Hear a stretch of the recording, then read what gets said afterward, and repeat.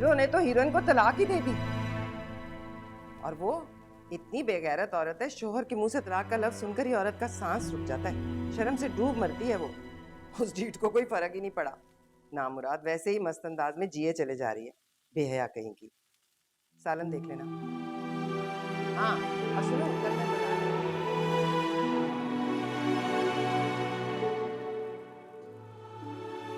चली जाओ अपने वालिदैन के घर में, तुम्हें तलाक देता हूँ।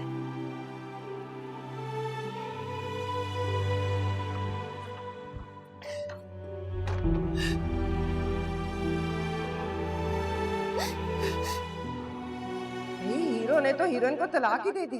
और वो इतनी बेगैरत औरत है, शोहर के मुंह से तलाक का लफ्ज सुनकर ही औरत का सांस रुक जाता है, शर्म से डूब मरती है वो।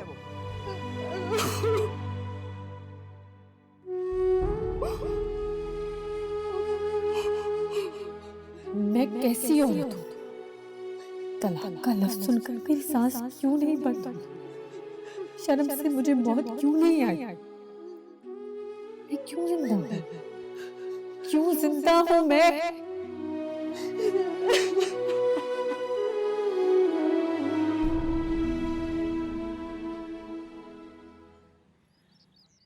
भाई तुम कोई मजलूम बेचारी औरत तो हो नहीं कि अम्मी तुम्हारी जिंदगी बर्बाद ही कर दें। Thank you. तुम तो वो चीज हो कि अम्मी तुम्हें एक सुनाएंगी, तुम आगे से 4 सुनाओगी, तो फिर तुम्हें किस बात की टेंशन। हाँ हाँ, वेरी फनी।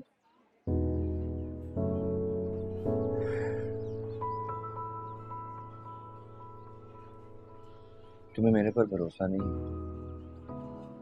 तुम्हें लगता है मैं तुम्हें किसी भी मरहले पर अकेला छोड़ दूं। बात तुम्हारी नहीं है सुहेल, तुम्हारी अम्मी की है।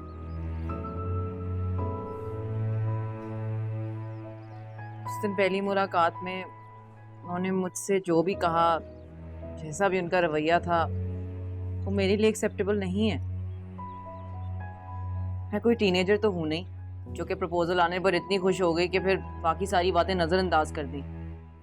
मेरे लिए ये सब कुछ एक्सेप्टेबल नहीं हो सकता है। मुझे मोहब्बत एजाज की तरह चाहिए, भीख की तरह नहीं।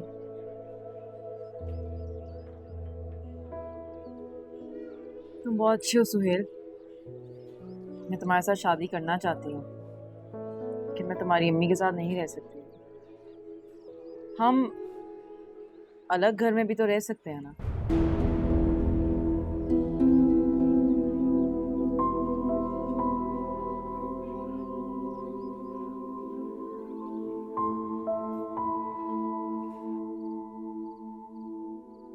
भाई ने खाना नहीं खाना? पता नहीं कहाँ है, आवारागर्दी कर रहा है, ना कोई काम ना काज, बस सारा दिन मारा मारा फिरता है। नहीं तो भाभी को तो बुला लें।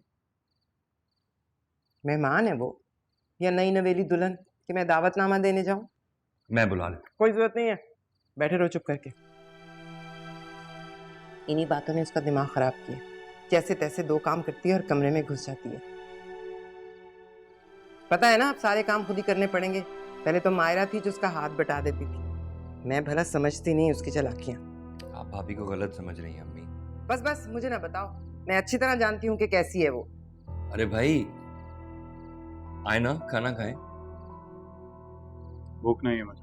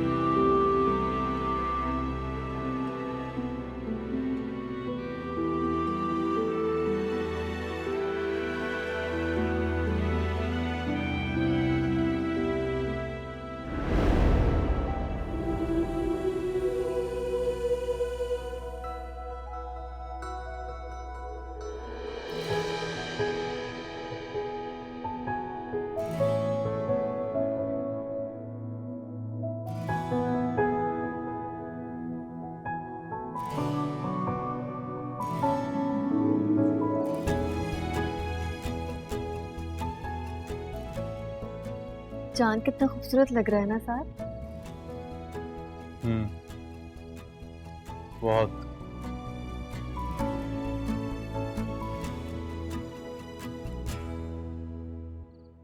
बहुत। मैं चांद की बात कर रही हूँ। मैं भी चांद की बात कर रहा हूँ, अपने चांद की। वैसे क्या जादू है, हर दफा पहले से ज्यादा हसीन लगती हो तुम। आखिर ऐसा क्यों है? शायद मोहब्बत बढ़ रही है।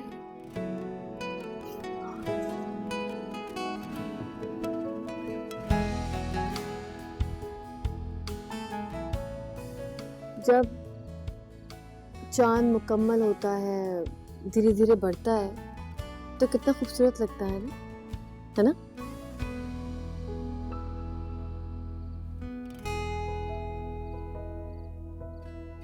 इसी तरह जब मोहब्बत बढ़ती है तो इंसान के चेहरे से खुशियां यहाँ होती है,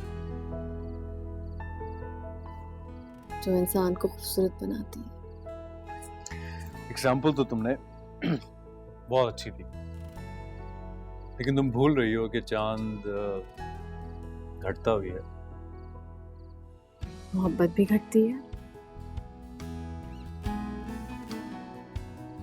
कभी कभी हालात ऐसे हो जाते हैं कि दो इंसानों के बीच मोहब्बत कम होने लगती है।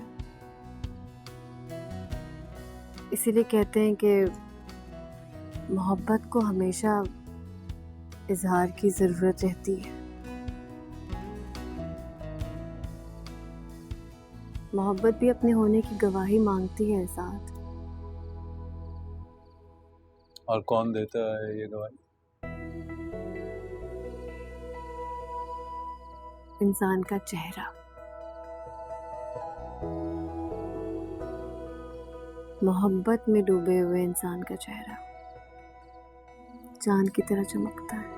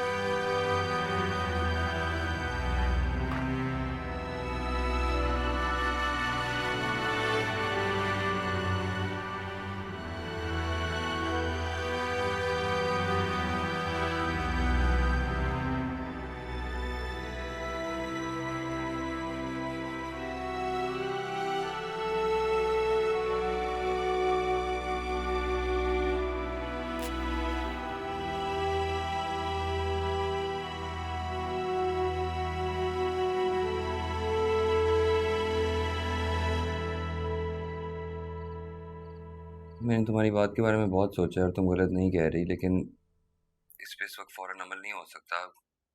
घर का माहौल ही ऐसा है, टेंशन बहुत ज़्यादा है, साथ भाई की जॉब चली गई है। अब मैं इस माहौल में जाके सबको कह दूं कि मैं अलग होना चाहता हूँ तो मज़ीद टेंशन बढ़ जाएगी ना। हम शादी के बाद अलग हो जाएंगे, तुम थोड़ा सा वेट कर लो। लेकिन सोहेल, प्लीज़ जान से, मैं कोई इनकार नहीं कर रहा, थोड़ा वक्त ही मांग रहा हूँ। मैंने तुमसे कमिटमेंट कर दी है ना, मैं पूरी कर लूँगा। अच्छा मैं तुमसे बाद में बात करती हूँ। बाय।